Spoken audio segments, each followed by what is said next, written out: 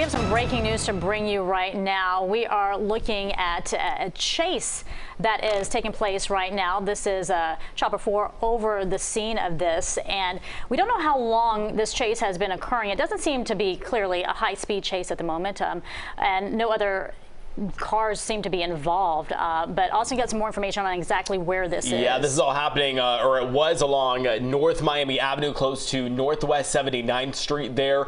You can see he is just weaving through, he or she weaving through traffic here at this point, rolling right through some of these intersections. So right now, what we obviously want to find out, what prompted this chase? Where is this vehicle out of? Where did this all start? But now we know this is moving through portions of Miami-Dade.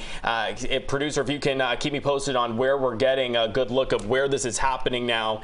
Still on North Miami Avenue, we are told. Looks like they're approaching I-95 there. Okay, looks like he's turning onto one of those on-ramps. I'm actually going to pull up the flight radar as we speak to get a better look at where our chopper is, to give us some perspective there. But you can see police following very closely. Yeah. And stick with us as that signal might cut in and out here just a little bit. Right now, we're just looking at one police officer that is in this chase right now, and like you're saying, it's right on the side ramp.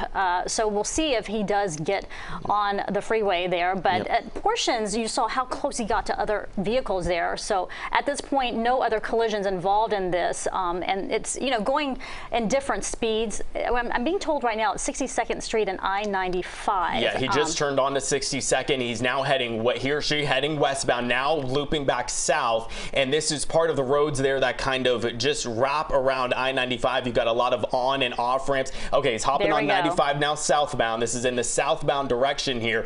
The problem for this driver, you've been seeing how fast he's been going. He's going to meet a lot of slow traffic out there this morning because it is very slow. Terry's been telling you south of the Golden Glades, it is slow rolling. It's 6:37 now. We're just getting into the rush. Yeah, as we've been telling you, this is 95 southbound, and as Austin just alerted us to it, and we see every morning, it gets really backed up. So we'll see what this entails as he continues to stay on the freeway, or if he gets off a ramp and gets on the side streets there. But and we're approaching Airport Expressway right now. You just saw that ramp there, so he's staying on the right side. We could see that driver take that off ramp. That would take you onto the Airport Expressway. You see it there. Two options: east or westbound. Eastbound 195. That's going to wrap you onto the Julia Tuttle, get you over to Miami Beach. Westbound would be into the Arlington Heights area, onto the Airport Expressway 112 westbound, closer to MIA. But as I mentioned, you're seeing the slower traffic, and he's having to weave around this,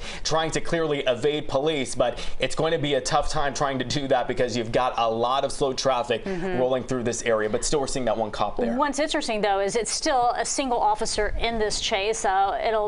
It'll be, I guess, a few moments, minutes, perhaps even longer than that before we see other officers involved. Clearly, they're headed to the scene, but it's one that continues to move as he's on I-95 south. And he's taking 112 now westbound, so he's going to be heading west. I'm looking at the flight radar, Betty, just seeing our chopper over the area, not seeing Miami-Dade police in this area just yet, but they are certainly going to be tracking this clearly from the ground. Now the driver is going to have a lot kind of clearer traffic here. Yeah, he's picking up speed here. Yeah, lighter traffic. We usually see that westbound 112, 836 gets busy at this time, but 112 usually stays open around this time. So he's kind of got all the road there to speed up and really not having to do too much weaving as this driver's trying to get away from that officer. Which in a way is a little bit of a good sign, right? Because you don't want any of the other vehicles on the roadways to be involved in some kind of crash associated with this. But hopefully other officers will join in this chase, and this thing will come to a close. What we do not know at this time is what prompted this. We do not know what this person is wanted for, and we don't know what led to this police chase. Of course, that information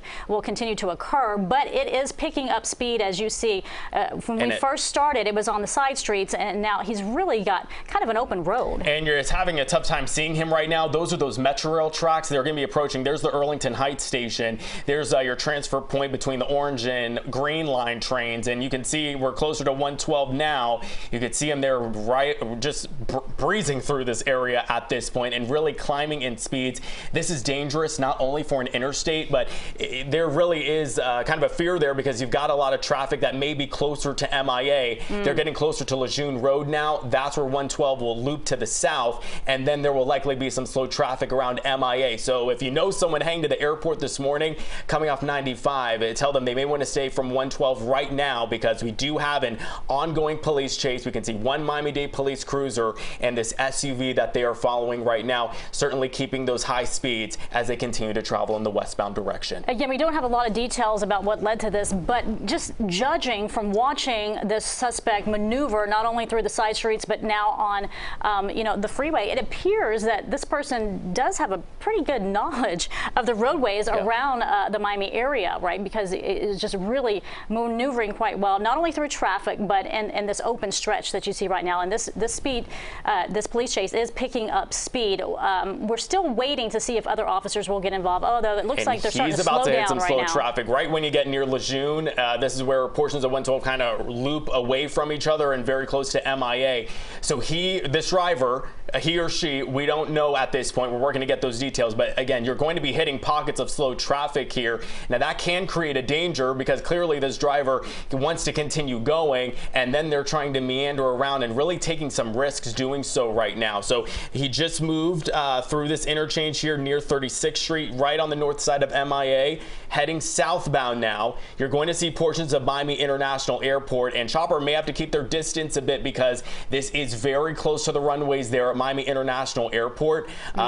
So we may have to, right, you can see there's the airport there, so we're still moving south. Chopper, again, maybe keeping their distance a bit. So brake lights coming on. These are going to be in your areas there near some of those ramps to get you to the departures level at MIA. So rolling southbound here, we're now on Lejeune. The driver is heading closer to 836 now in that southbound direction. So to the right of this SUV, that's the runways, that's MIA. And you're seeing some of the drivers there around the area. You're going to see a lot of airport shuttles and vehicles.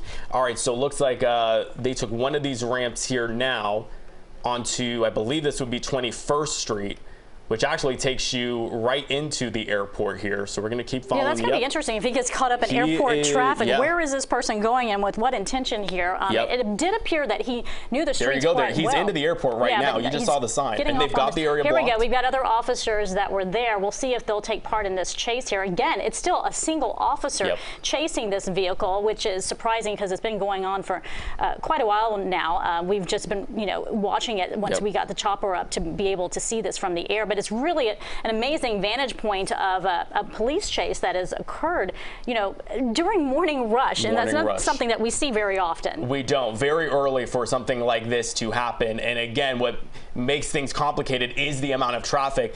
I have never really seen this where the driver's actually gone into the airport. He's on the departure level right now. Take a look at all the drivers there, and there's a lot of police there. So this is going to be interesting to see how they're going to try and if they try to corner this driver in, because you've got Miami-Dade police and already a lot of the police that are stationed there at the airport. But take a look now, the driver almost looks like he's blending in with folks who are dropping off or picking up passengers. Now he's going off on that left side. So what this area is going to do, these lanes, this kind of bypasses where folks pull off and allow people to get out of the vehicle. So we're going to see that here. I still see the vehicle just to the north there. You see the cop on that right-hand side of your screen. The top right. Well, yeah, they may have lost him a little bit, but I've still got an eye on him. Going in front of the building now, it appears. The That's thing about this area, though, he could get slowed down tremendously due to airport traffic and, the people making departures and picking up for arrivals. But it's so interesting that he would go into this area. So at one point you think he knows where he's going, but then if you're looking at a plan, if you're trying to get away, this is not the place to go. No. And not to endorse this at all, but a bad move to drive right into an area there. Looks like it stopped. Now you have an officer coming surrounded. up trying to approach. You can see the driver's hands are up. Officers approaching. Now he's about to get out of the vehicle. Oh, it hasn't stopped just yet. I want to put that in park. Now another officer has arrived there. Yep, they got him. They're about to put him in handcuffs on the ground. The question is, though, what led to this? What is this suspect accused of doing? And then why would you go through a high-speed chase through the streets of Miami during rush hour and then end up at the airport where you know there's going to be a lot of traffic? Clearly not a lot of forethought, but then that happens often when folks are in a police chase. But thankfully, this thing has come to a safe ending, and the suspect does appear to be in police custody.